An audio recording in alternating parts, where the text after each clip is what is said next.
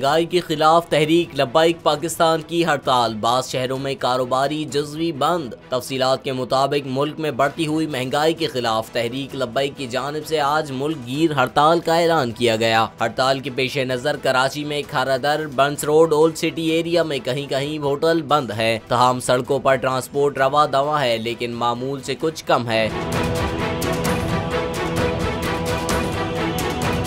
Private schools federation के स्कूलों की बंदिश के ऐलान के बायस भी शहर कायद में कुछ स्कूल्स बंद है। दूसरी जानिब हड़ताल की कॉल पर नवाब शाह में चक्रा बाजार, मार्केट रोड और सकरन रोड पर दुकानें बंद है, जबकि काजी अहमद शहर में भी दुकानें बंद है और ट्रैफिक मामूल से कम है। सजावल में public park, main bus stop समेत तजारती मराकज, होटल और पेट्रोल पंप्स बंद है, जबकि हब में ओथल, बंदर और बेला में शटर डाउन हड़ताल है। इस मौके पर कारोबारी मराकज और पेट्रोल पंप्स भी बंद हैं।